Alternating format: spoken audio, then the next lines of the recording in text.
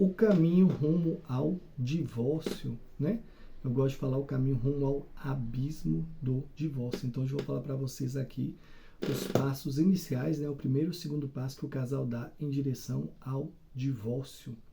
Eu sou Guilherme Gomes, terapeuta matrimonial. Fica aí comigo até o final, que eu vou estar sempre aqui dando ferramentas para que você possa melhorar o casamento. E hoje eu vou falar esses passos primeiros que levam o casamento ao divórcio para que você possa fugir destes passos, para que você possa não tropeçar nessas pedras, para que você não caia nestes buracos, para que você definitivamente não caia no abismo do divórcio, né? Para isso eu vou usar aqui o grandioso Gustavo Corsão, no seu livro Claro e Escuro, né? Como terapeuta matrimonial, eu acho que eu já li uns 30 livros sobre relacionamento, né? Inclusive eu me surpreendi quando eu comecei a estudar esse tema, que eu não sabia que tinha tanto livro. Nossa, pelo amor de Deus, tem muito livro mesmo. Se eu vou pegar a vida sobre diálogo, sobre vida sexual, vida que tem casamento, vida que tem amor no título, assim, meu Deus. Eu já li uns 30 ou 40 livros e ainda tem uns 20 aqui para me ler na minha casa, né? E por que eu estou te falando isso tudo? Porque entre todos esses, talvez esse aqui seja o melhor, né? O melhor livro sobre relacionamentos. Eu sou suspeito, porque eu já gosto muito do Gustavo Corsão, né? Ele tem um outro livro incrível que se chama O Segredo do Abismo, depois eu vou falar dele aqui também no canal. Mas esse Claro e Escuro é sobre casamento e é realmente incrível. E o Gustavo Corsão, né, ele fala várias verdades incríveis sobre o casamento, mas ele chega num ponto aqui, né, um texto que ele vai descrevendo como que um casal vai chegando ao divórcio. E eu fui lendo, né, e fui marcando, fui grifando, e eu percebi que a gente poderia dividir este caminho em 8 etapas, né? Então eu estou usando o Gustavo Corsão, eu dividi em 8 passos, mas ele não faz essa divisão aqui no livro, essa divisão é minha, né? Então são os 8 passos rumo ao abismo, e eu vou falar aqui com vocês os 2 primeiros passos. Então, o primeiro passo é o que eu chamo de razão válida de queixa. O que é isso? O casal tem um problema no casamento e é justo que a pessoa reclame deste problema no casamento, né? Então, vocês têm uma dificuldade no casamento e você se acha no direito de reclamar contra este problema, porque realmente este problema está acontecendo, este problema está te prejudicando, né? E não é culpa sua. Então, olha só, a razão válida de queixa é o primeiro passo do casamento, né? E eu até me lembro, né, do John Gottman, que é um grande pesquisador, né? Talvez o maior pesquisador sobre casamentos, relacionamentos do mundo, né? O John Gottman, ele fez um laboratório lá nos Estados Unidos, onde ele pesquisou mais de 3.000 casais, né? O chamado Love Lab, né? Laboratório do Amor. Tem diversos livros, o John Gottman. E ele explica que, pelos cálculos estatísticos dele, né? Dentro de um casamento, olha só, preste atenção, 69% das questões a serem trabalhadas em um casamento, o casal não vai concordar. Então, olha só, né? Se você pegar de coisas simples como o horário de acordar, até coisas importantes sobre a frequência da vida sexual, 69% das situações o casal vai ter vontades, necessidades diferentes. Então, olha só, é um número muito grande, é um número absurdo, né?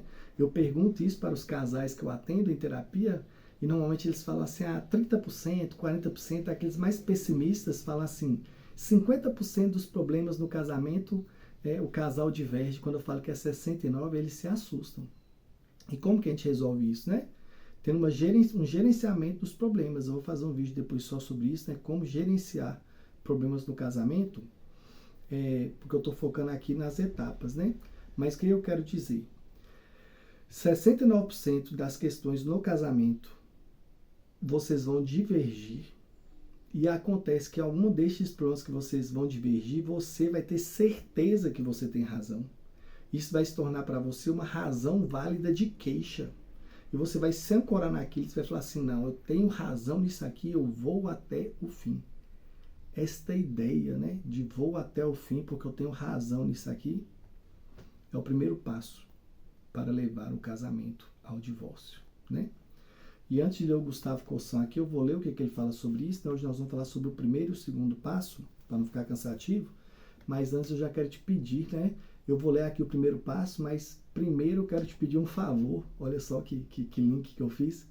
Por favor, curta este vídeo e comenta aí embaixo, né?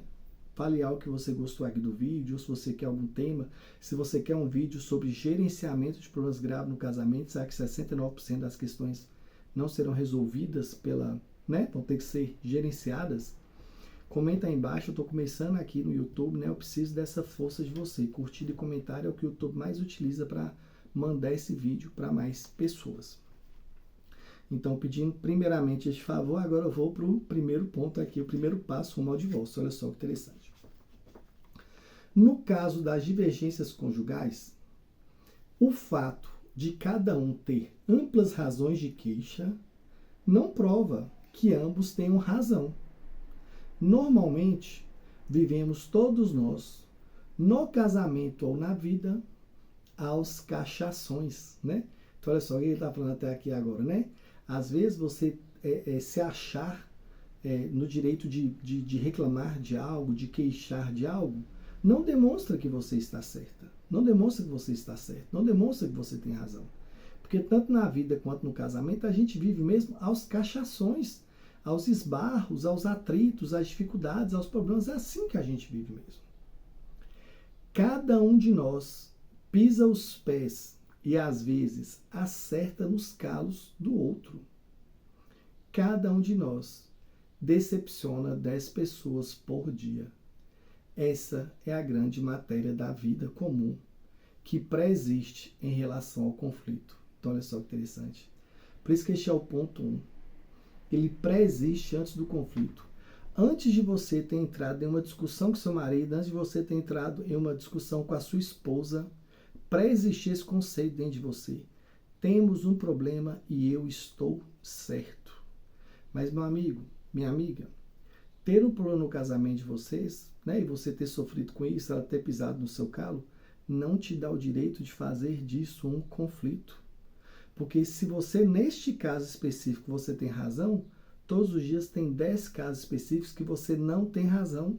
Tem 10 casos que você pisa o calo do outro, tem 10 casos que você incomoda o outro, né? Então, e tem 10 casos que você prejudica a sua esposa. Você está se achando direito aí porque um dia ela fez algo de errado, ela saiu, esqueceu de te avisar, ela te trancou do lado de fora de casa e levou a chave. Você já pediu 10 vezes para quando ela sair, ela voltar em tal horário, ela se atrasa. Se você acha no direito, porque esse dia ela fez algo de errado, saiba, todos os dias você faz 10 coisas contra ela. Quando você para pensar, é assim mesmo, né? Quando começa o dia ali, ó, um acordou e estava esperando o outro acordar junto, porque precisam de resolver as coisas da casa, e o outro colocou um soneca ali de mais 10 minutos, olha só. E o outro ficou 10 minutos trabalhando sozinho. Olha só como é que no início do dia, e assim o dia inteiro vai andando, né? O outro atrasou 2 minutos para entrar no carro, aí você já recebeu o outro de cara ruim, sabe? Olha só, e o dia inteiro, o dia vai se passando, né? Então, todos os dias, um pisa no calo do outro 10 vezes. Você ter razão de um problema no casamento não te dá o direito de caçar briga por causa disso. Não te dá o direito de entrar em conflito por causa disso. As pessoas têm mania de querer ficar brigando no casamento porque parece que o torna um cônjuge melhor, né? Você é um marido aí mediano, mas aí sua esposa erra e você vai lá e fala com ela aquilo que ela errou, você começa a se achar um marido legalzão, né? Eu não sou mais mediano, eu sou um pouco melhor. Não porque eu me tornei melhor, mas porque eu coloquei ela lá embaixo. Olha só que cabeça. E as mulheres também fazem muito isso. Inclusive, esse ponto aqui eu preciso ser franco, né? Quem reclama mais, quem busca mais conflito nos casamentos são as mulheres. Isso aí é comprovado. As mulheres buscam mais conflitos, né? Então, olha só, entende, mulher, que às vezes você está cansada, você está sobrecarregada, você está estressada, cheia de problemas. Mas você não pode aproveitar tudo que seu marido faz de errado e reclamar, né? Nem para você ter uma satisfação interior, nem para você se sentir uma esposa melhor, muito menos achando que ao reclamar de tudo ele vai se tornar um marido melhor, porque é o contrário. Quanto mais a mulher reclama, mais a reclamação perde força e o marido continua sendo pior, né? Então, fechando esse primeiro ponto aqui, para a gente ir para o segundo, como que inicia o divórcio? Quando um dos dois acha que tem um motivo válido de queixa e inicia uma briga. E aí nós vamos para o segundo passo, que é um para de servir ao outro. Olha só que interessante que o Gustavo Corsão explica, né? Aí você começa a entrar nos conflitos, igual eu falei aqui no primeiro ponto, mas vocês continuam sendo um casal feliz, porque vocês brigam, mas vocês servem o outro. Vocês brigam, mas você serve o outro, você cuida do outro, você protege o outro, você escuta, vocês têm vida sexual. Então vocês brigam, mas vocês servem. Qual que é a segunda etapa? A gente para de servir. A gente fica chateado, a gente fica triste, a gente pensa bem assim, não vou mais cuidar disso que ela gosta. Então o marido sabe que a esposa gosta de conversar, eles brigam, ele faz aquela carinha de raiva, de menininho birrento e fica em silêncio. Porque ele está punindo a esposa. Olha só, ele parou de servi-la com seu ouvido, né? Ou a esposa brigou com o marido, sabe que já tem uma semana que eles não namoram, que o marido já está subindo pelas paredes. Aí eles brigaram, aí o marido, né, vai ali, tenta redimir, tenta pedir desculpas e tal. A mulher, não, agora eu vou ficar uma semana sem namorar com ele para ele ver como é que é bom. Olha só, é assim. Esse é o segundo passo do divórcio. É o segundo passo. Os conflitos é o primeiro passo, a gente tem que tirar isso, né? Mas aí o segundo é, por causa do conflito, um para de servir ao outro. Olha como é que Gustavo Corsão explica aqui, né? Todos nós falhamos abundantemente. A vida conjugal, como a vida, é farta de aborrecimentos.